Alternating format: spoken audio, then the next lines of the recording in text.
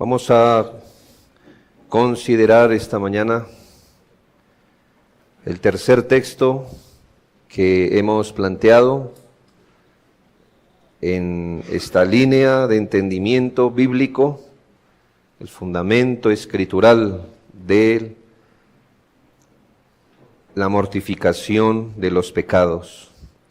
Y este texto se halla en Colosenses 3, del 5 al 6.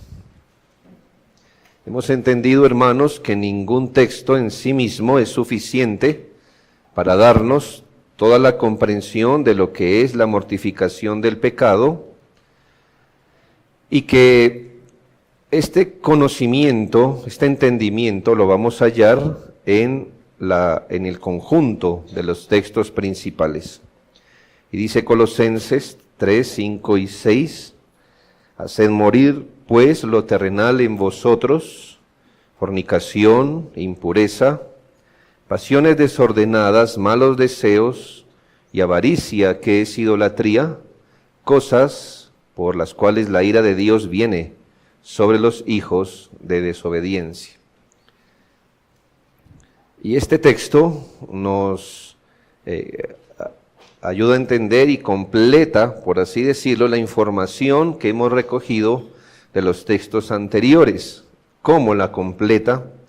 Ofreciéndonos esa conexión, esa unión, donde no podemos sencillamente enfocar todo el asunto del pecado internamente, aunque es su origen, su base, pero tampoco podemos hacerla reposar en las obras externas.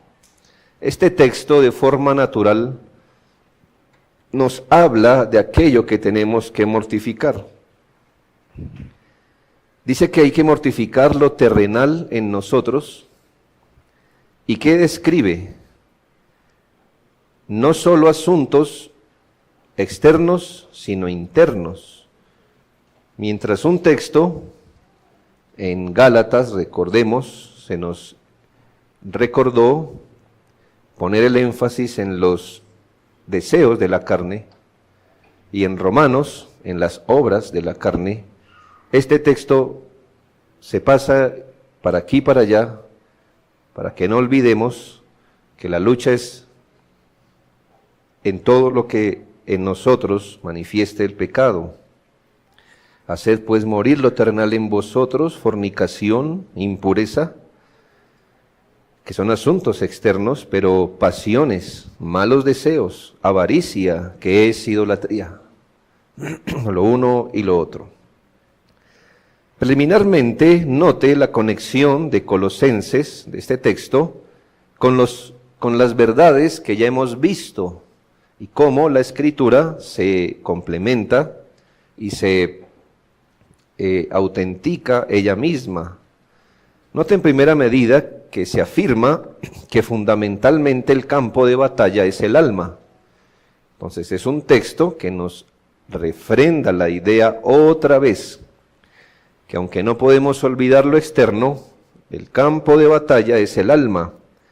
Colosenses dice, o nos habla de lo terrenal en vosotros, es algo que está en nosotros. Gálatas 5:17 nos habla de los deseos de la carne. Lucas 6:45 nos habla del tesoro del corazón.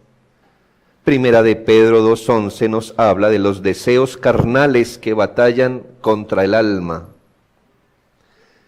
Todas estas son verdades, hermanos, que no olvidemos eso.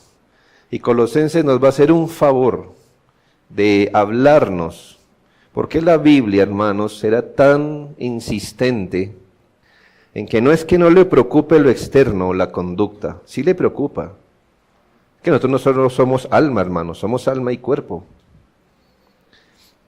Pero ¿por qué es tan insistente en hablarnos de dónde está principalmente la batalla? Creo, hermanos, por nuestra humana debilidad de atacar el pecado desde la parte más fácil. Bueno, fácil es un decir, pero desde la parte más externa y más obvia y más superficial. Eso viene en nosotros, hermanos, viene en nosotros. Eso nadie nos lo enseña. Es un mecanismo de defensa espiritual, digamos, malo, donde no queremos lidiar con la parte más cochina. Claro, es más fácil, discúlpeme esta ilustración matutina de un domingo, es más fácil limpiar la taza del baño que la tubería. ¿Ya? Claro, lo uno es feo, lo otro es horrible. Hermanos, si alguien dijo acertadamente que la reticencia que nosotros tenemos y por eso enfocamos la lucha en lo externo, es porque al matar nuestros deseos, estamos matando algo que es nuestro, es que somos nosotros. La carne no es algo aparte de nosotros, o sea, nos toca herirnos en lo que somos. Eso es feo, nos toca desaprobarnos, nos toca entristecernos y herirnos a nosotros mismos. El comentarista de Colosenses, Guy Appert, dice: el apóstol define claramente el campo de batalla, y es que el campo no está fuera de nosotros, sino en nosotros. Es fácil condenar al mundo como la fuente del pecado y atacarlo en todas sus manifestaciones externas, pero nuestro enemigo es ante todo un enemigo interno, durmiendo y viviendo con el enemigo, que somos nosotros. Segundo, note cómo este texto en Colosenses confirma que la tarea de mortificación es para los creyentes. Le estoy tratando de tomar este texto de Colosenses y mirar cómo este texto afirma lo que ya hemos visto. Se confirma que la tarea de mortificación es para los creyentes. Leamos este texto nuevamente y advirtamos a quienes se dirige. Desde el contexto, Colosenses 3:1 ya nos dice a quién se dirige. Si pues habéis resucitado con Cristo, buscad las cosas de arriba donde está Cristo sentado a la diestra de Dios. Colosenses 3:4 dice: cuando Cristo vuestra vida se manifieste. Esto es un lenguaje a creyentes, hermanos, no a no creyentes. Cristo vuestra vida se manifieste, entonces vosotros también seréis manifestados con Él en gloria. Y el versículo siguiente dice: haced pues morir. Entonces, ¿a quiénes les habla? Les habla, hermanos, a los que hemos resucitado con Cristo, a quienes Cristo es nuestra vida. Y parecería contradictorio hablarle de que si hemos resucitado con Cristo, si Cristo es nuestra vida, si Cristo es nuestra esperanza de gloria, todavía se nos tenga que decir: hagan morir lo terrenal en ustedes. Pero así es a los creyentes. A pesar de todas las riquezas, haced morir pues. Tercero, este texto refrenda que solo existen dos principios de vida posible. Dos principios de vida posible. Ayer, en uno de los discipulados, de los niños más pequeños que hay, no son lectores, con eso le digo algo, o sea, no saben leer. Apenas están desarrollando su lengua. Y hay que ver, hermanos, cómo se justifican a sí mismos desde pequeños. ¿Alguno es pecador? Pues el único que respondió fue un niño que estaba distraído. Digo, yo. Pero porque estaba distraído. Y cuando la maestra le ha explicado un poco, en términos sencillos, qué es el pecado, luego dijo: yo solo tengo un pecado. Uno. Entonces la maestra dice: ¿pero usted ha desobedecido? Sí. ¿Y ha hecho berrinche? Sí. Y luego se fue distraído y le volvieron a preguntar. Dice que eso era medio pecado. Medio. Hermano, un niño, note, hermano, nadie se lo enseña. Yo creo que sus padres no le han dicho: niegue que usted es un pecador. Está aquí adentro. No acepta que es pecador. Lo máximo que esperamos en la gracia de Dios, pero que la maestra hasta en ese punto logró convencerles, que era medio de pecador, de un solo pecado. Este jovencito representa, creo, lo que somos nosotros, que si bien aceptamos que no somos santos, tampoco estamos en el otro bando, sino que hay una tercera vía, la nuestra, ¿verdad? Colosenses que nos dice, hermanos, que solo existen dos principios de vida posibles. Romanos 8:1. Ninguna condenación hay para los que están en Cristo Jesús, los que no andan conforme a la carne, sino conforme al Espíritu. Hermano, no más. O usted anda conforme a la carne o conforme al Espíritu. Si anda conforme al Espíritu es porque es de Cristo. Si no es de Cristo, pues anda en la carne y punto. No hay un camino intermedio. Recordemos lo que nos decía Gálatas 5:17, porque el deseo de la carne es contra el Espíritu, y el del Espíritu es contra la carne. Y estos se oponen entre sí para que no hagáis lo que quisierais. Así que, hermanos y amigos, o en el Espíritu o en la carne.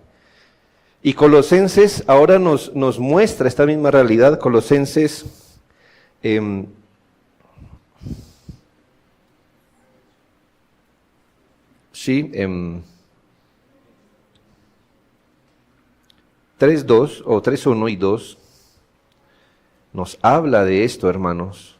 Buscad las cosas de arriba, donde está Cristo sentado a la diestra de Dios. Poned la mira en las cosas de arriba, no en las de la tierra. Dos cosas.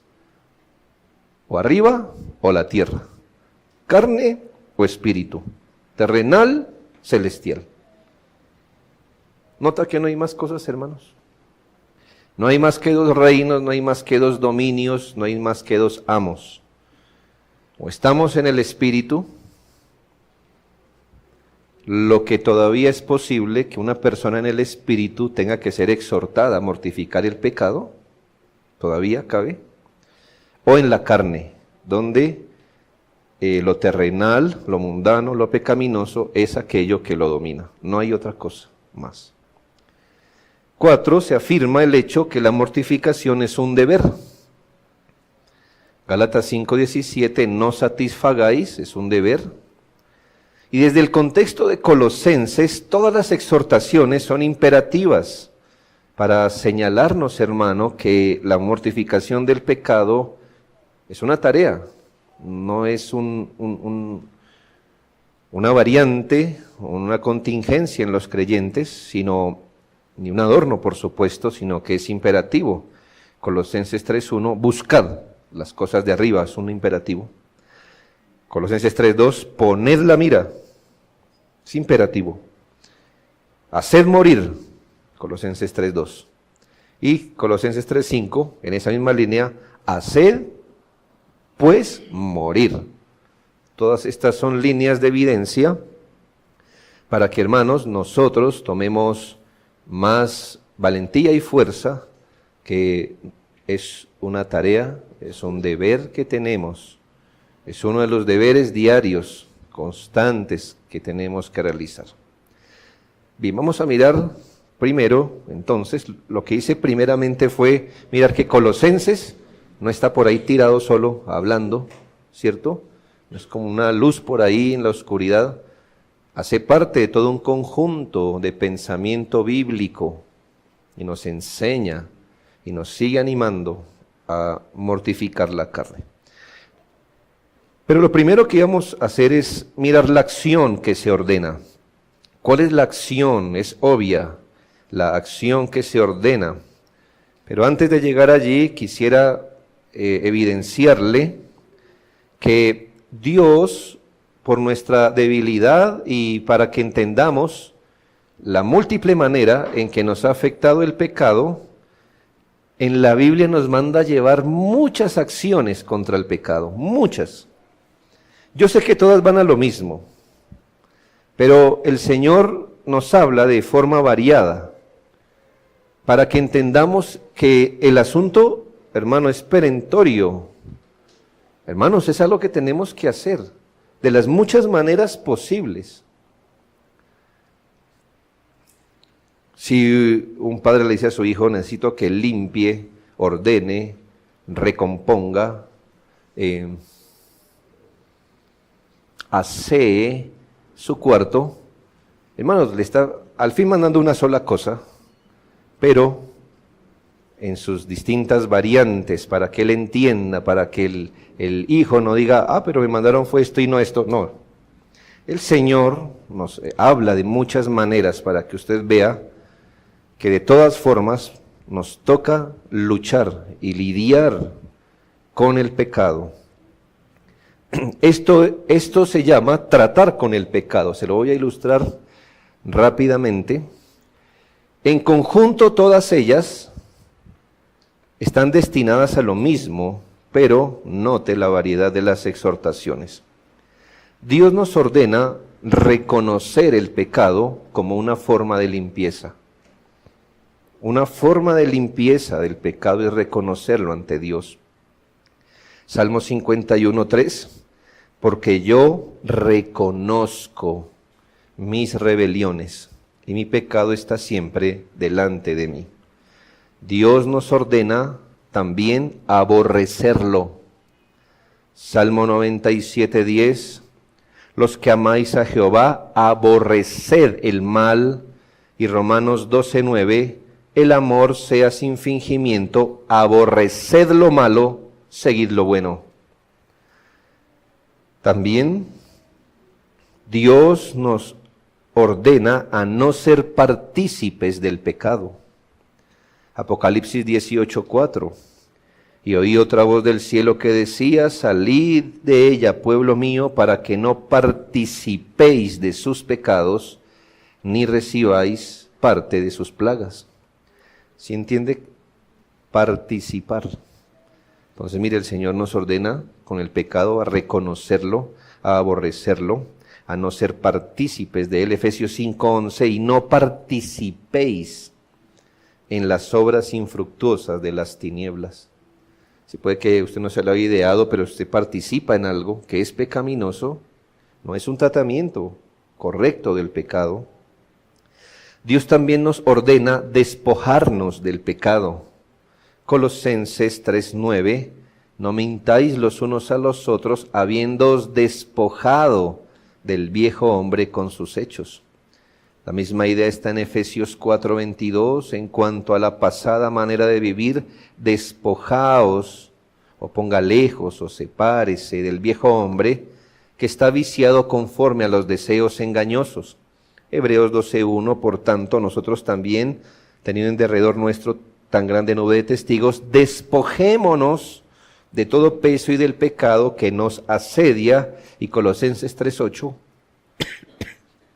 pero ahora dejad también vosotros estas cosas. Todos estos textos que le acabo de decir bajo el encabezado despojarnos usan la misma palabra en su original. También la palabra de Dios nos ordena limpiarnos del pecado, 2 Corintios 7:1. Así que, amados, puesto que tenemos tales promesas, limpiémonos o purifiquémonos de toda contaminación de carne y de espíritu, perfeccionando la santidad en el temor de Dios. También, Tito 2:12 nos ordena renunciar al pecado, enseñándonos que renunciando a la impiedad y a los deseos mundanos, vivamos en este siglo sobria, justa y piadosamente. Además de esto, también el Señor nos ordena huir del pecado. 2 Timoteo 2:2, huye también de las pasiones juveniles y sigue la justicia, la fe, el amor y la paz con los que de corazón limpio invocan al Señor. ¿Cuántos va? Repasemos hasta aquí. Reconocerlo, aborrecerlo, no ser partícipes de él, despojarnos, limpiarnos, renunciar, huir. Pero ahí no acaba la lista. La palabra de Dios nos enseña a no satisfacerlo. Gálatas 5:16. Digo pues, andad en el Espíritu y no satisfagáis los deseos de la carne. Paralelo está en Romanos 13:14. Vestíos del Señor Jesucristo y no proveáis para los deseos de la carne.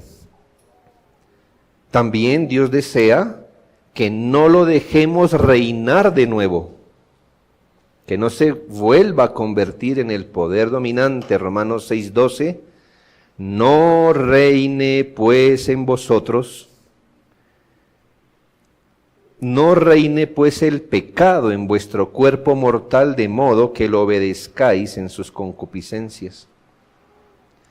También la palabra de Dios nos exhorta a no prestarnos para que el pecado nos use, no prestarnos para que el pecado nos use. Romanos 6:13. Tampoco presentéis vuestros miembros al pecado como instrumento de iniquidad, sino presentaos vosotros mismos a Dios como vivos de entre los muertos, y vuestros miembros a Dios como instrumentos de justicia. Dios también ordena a no practicarlo. Primera de Juan 3:9, todo aquel que es nacido de Dios no practica el pecado, porque la simiente de Dios permanece en él. Finalmente, en mi lista aleatoria, la palabra de Dios nos enseña a no dejarnos endurecer bajo su influencia. Hebreos 3:13, antes exhortados los unos a los otros cada día, entre tanto que se dice hoy, para que ninguno de vosotros se endurezca por el engaño del pecado. ¿Le parece que el Señor en su palabra nos manda a tratar livianamente el pecado?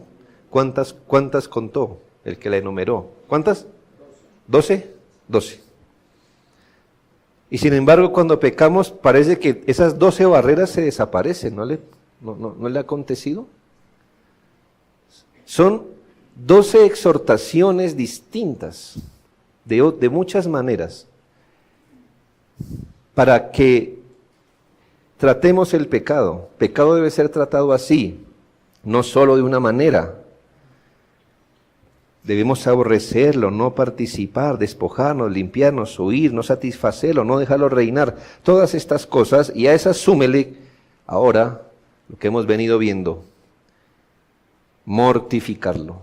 Dios ordena mortificar el pecado, Colosenses 3:5.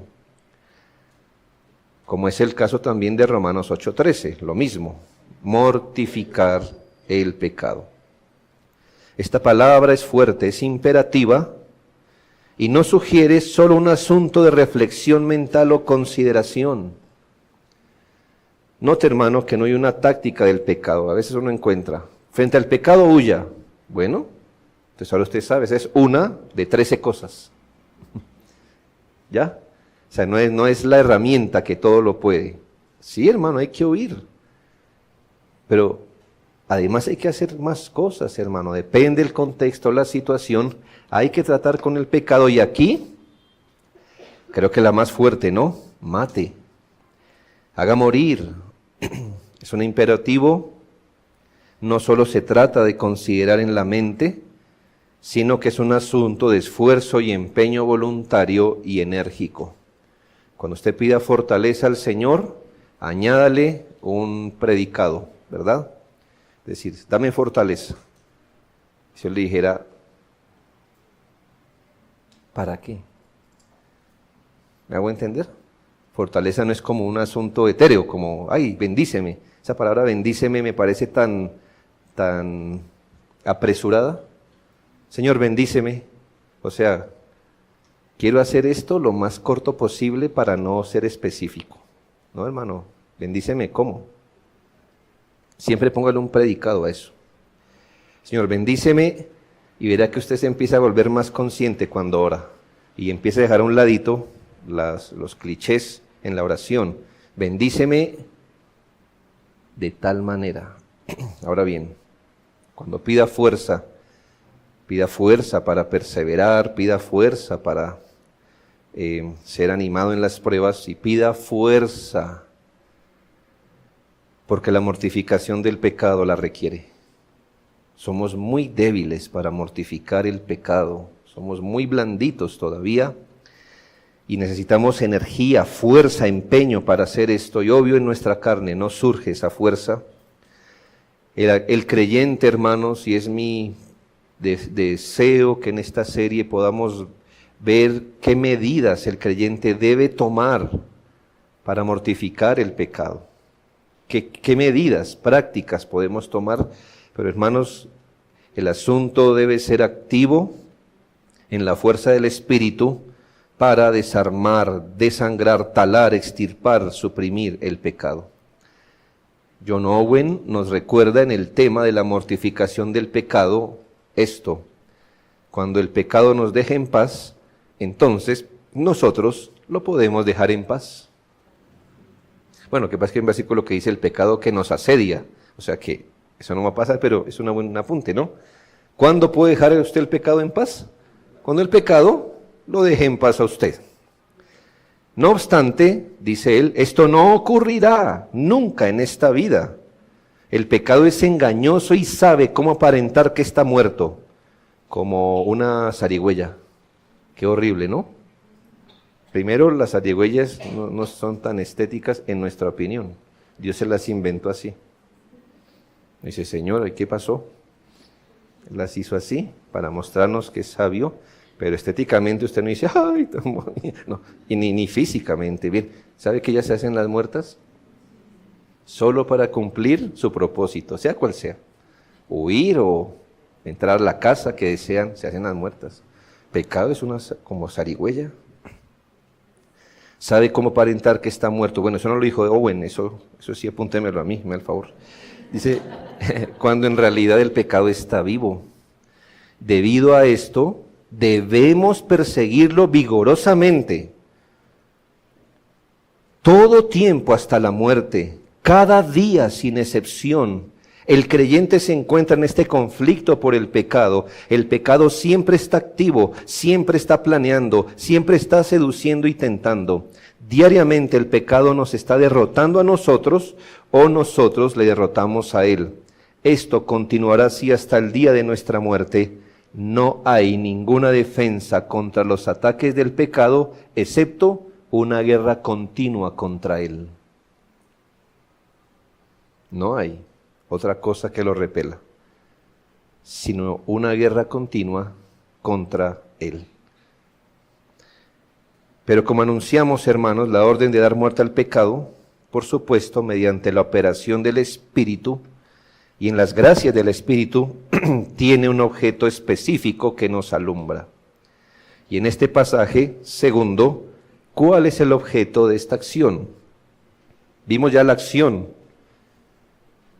que va en el mismo sentido de lo que la Biblia nos dice que debemos hacer con el pecado, pero esta es más fuerte, hacerlo morir.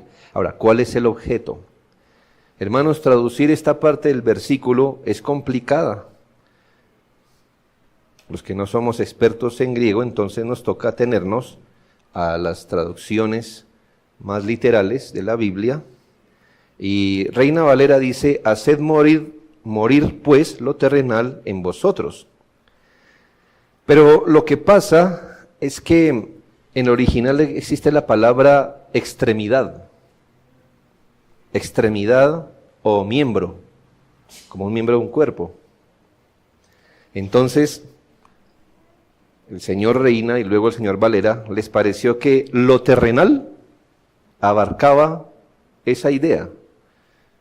Pero después de Reina y Valera, todos tienen que lidiar con, entonces, la palabra extremidad o miembro del cuerpo, ¿dónde la ponemos? Por eso, la Biblia de las Américas dice, por tanto, considerad los miembros de vuestro cuerpo terrenal como muertos. La Biblia de Jerusalén dice, por tanto, mortificad vuestros miembros terrenos. La 1909 dice, amortiguad pues vuestros miembros que están sobre la tierra. Pablo identifica que tenemos una conexión con lo terrenal en cada uno de nosotros. Esto me parece penoso, pero es la realidad. Todos nosotros tenemos una conexión con lo terrenal. No está afuera, está en nosotros, en nuestra alma y en nuestros miembros. No hay que buscarla afuera, está en nosotros. Y esta conexión nos las dan nuestros miembros del cuerpo. El apóstol dice que debemos considerar esta conexión como muerta. Esto es lo que literalmente dice el texto. La conexión existente está tanto en el alma como en las expresiones u obras de la carne. Con esta manera de plantear las cosas, el apóstol Pablo probablemente tiene en mente dos dimensiones. Primero, algo que él llama el cuerpo del pecado. El cuerpo del pecado como si fuera un cuerpo. Está hablando espiritualmente. El cuerpo del pecado, a lo que se refiere como al pecado que mora en los creyentes y que tiene por objeto los pecados de la carne o las acciones pecaminosas que generalmente son realizadas por los miembros del cuerpo natural. Note lo que dice Romanos 7:23, de las muchas maneras en que Pablo nos ayuda a describir el pecado. Dice, pero veo otra ley en mis miembros, o sea, en él, una ley, o sea, una norma que lo rige.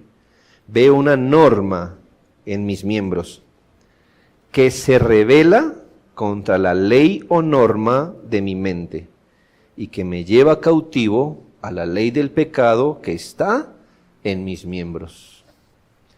Ahí está esto que no podemos separar. Hay una ley, una norma en el interior, en el alma, pero mientras ese principio de pecado en el alma, el cuerpo del pecado, habite en nuestro cuerpo, hermanos, tenemos que lidiar con esas dos dimensiones. El cuerpo del pecado que se manifiesta en nuestros miembros. Por eso Colosenses hace ese empate y nos dice, no solo piense en dimensiones del alma, eso es lo principal, pero tampoco piense solo en las dimensiones de sus miembros. Hay algo pasando en su interior de forma compleja, que usted debe ser consciente que hay una ley en sus miembros que se revela. Esa ley del pecado que está en sus miembros. Entonces, hermanos, la mortificación se trata de hacer morir todo lo que es contrario a la gracia y sus operaciones, tanto en el alma como en los miembros. Incluso, dice un buen autor antiguo, dice incluso la persona renovada, es decir, los creyentes, debe estar continuamente solícita para que el viejo hombre sea asesinado de inmediato sin ningún indulto.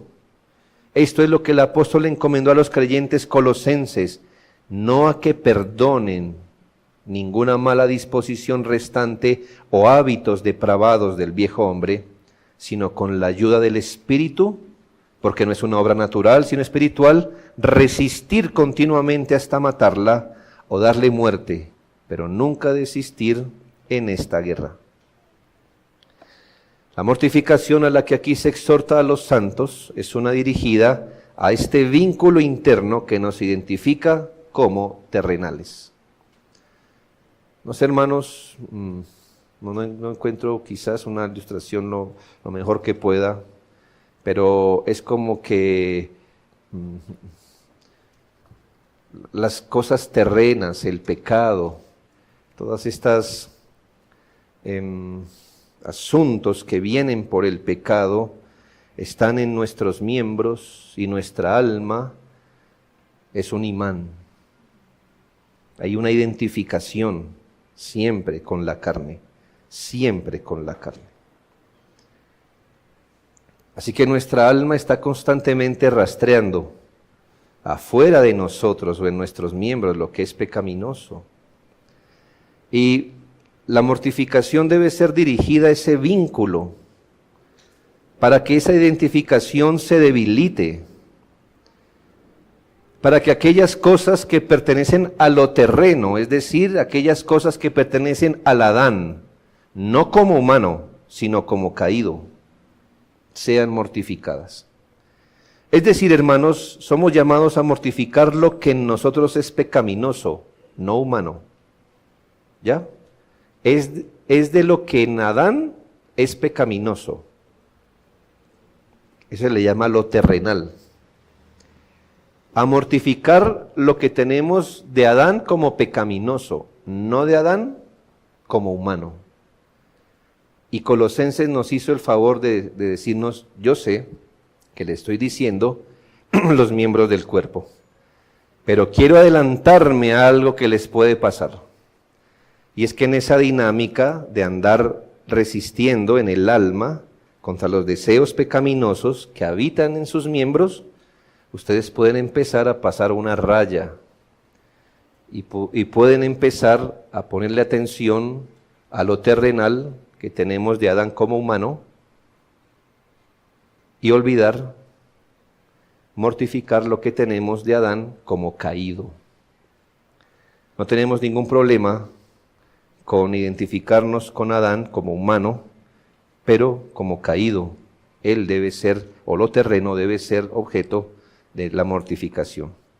Muy importante determinarlo así, hermanos, porque si ya nuestra tendencia es atacar el pecado en la superficie, hay una mayor tendencia y es aplicar la mortificación en asuntos donde no tienen nada que ver. ¿Ya? Entonces, miren, tenemos este problema. Primero, tenemos la raíz del pecado que está en nuestra alma. El alma da los frutos o las obras de la carne. Entonces ya tenemos el problema de empezar a mortificar el pecado es por fuera y no por dentro. Pero Pablo nos dice, pero no les basta o no nos basta. Ahora queremos mortificar el pecado desde las cosas que no son pecaminosas. ¿Sí ve cómo nos distrae? Que el pecado no se quiere dejar tocar. No. Entonces, por eso la Biblia dice, lo terrenal que hay en ustedes, pero aquí terrenal no es lo humano, aquí terrenal es lo pecaminoso, Y por eso Pablo en Colosenses 2:20 nos enseña esto, hermanos. Colosenses 2:20 al 23, pues, si habéis muerto con Cristo en cuanto a los rudimentos del mundo, ¿por qué como si vivieseis en el mundo sometéis a preceptos tales como no manejes, ni gustes, ni aun toques, en conformidad a mandamientos y doctrinas de hombres, cosas que se destruyen con el uso? Tales cosas tienen a la verdad cierta reputación de sabiduría en el culto inventado. Aquí voluntario es de la invención humana. Tienen cierta reputación en humildad y en duro trato con el cuerpo, pero no tienen valor alguno contra los apetitos de la carne. No tienen valor alguno.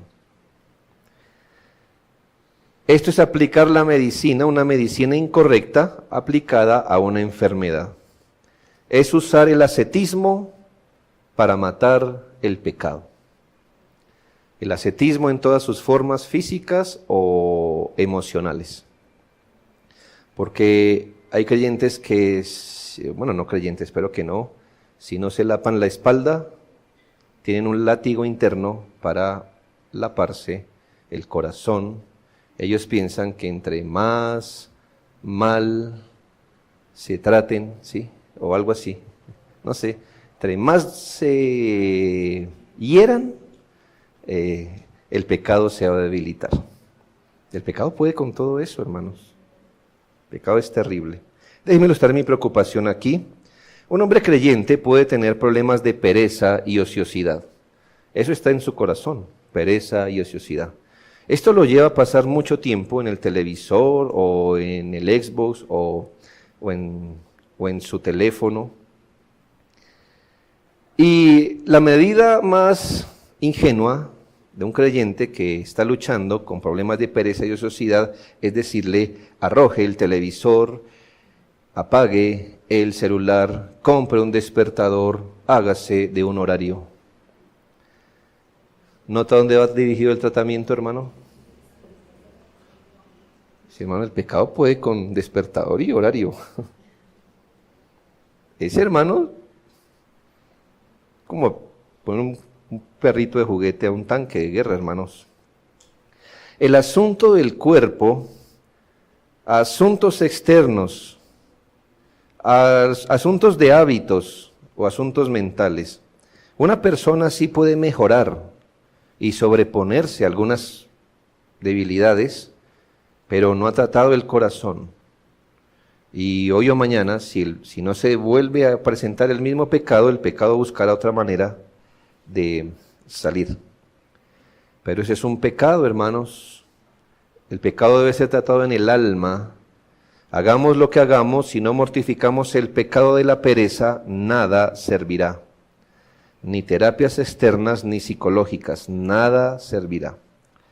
Así que le aconsejaríamos mortificar su pecado de la pereza, de la ociosidad, a combatirlo, a orar, a llenarse de la palabra, a no satisfacer los deseos de la carne, etc.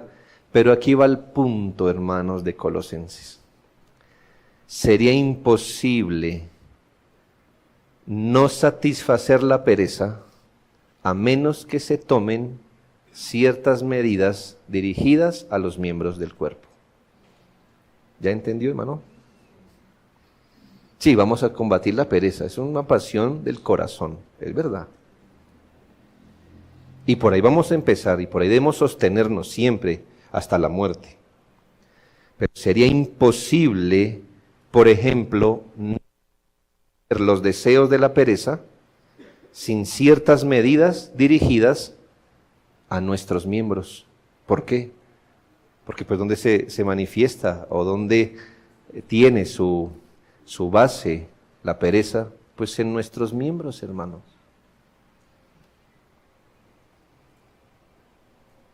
Pero el apóstol nos diría, eso es pura verdad lo que les acabo de decir, pero cuidado con el ascetismo.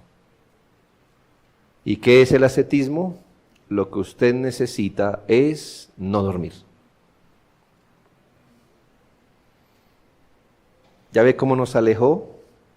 No solo el corazón y en medidas sobrias, sino nos llevó muy lejos. Así que, hermanos, este texto nos ayuda, nos sirve para que entendamos nuestra lucha con el pecado, que si bien es interna, no deja de involucrar medidas dirigidas a nuestros miembros. Por eso el apóstol, cuando habla del robo, dice: el que robaba, no solo le dice mortifique el robo, sino no robe. Porque hay ciertas medidas externas que se deben tomar, porque como usted, en un sentido, no en todo, pero en un sentido, como usted no satisface el pecado del robo, pues dejando las manitas quietas, ya. Yo sé que esa no es no pone fin al pecado. Debe trabajar en eso, en el corazón. Pero el tratamiento en el corazón sin medidas a los miembros tampoco es irreal, tampoco es real. Hay medidas, deben nacer del corazón, pero deben ir a los miembros. Pero cuidado con llevar esto al ascetismo. Lo mejor es no tener. Porque el que no tiene, el que, etcétera, no roba. No, hermanos, eso es mentira. ¿Cuánta codicia usted puede ver alrededor de una huepanela? ¿No? ¿O en Lisboa o en Lisboa nadie codicia? ¿Hermanos? ¿No? Ay, hermanos, ve. Es que ser pobre es una virtud, ¿verdad? Porque el pobre, por ser pobre, como no tiene nada, allá en Ciudad Bolívar, por allá en Somalia, ellos no pecan de eso, ¿verdad? Allá no existe el pecado de la codicia. Yo le digo una cosa, hermano, San Victorino está más lleno que el centro comercial andino. ¿Ya? ¿Qué le dice eso? Hermanos, ¿qué les dice eso?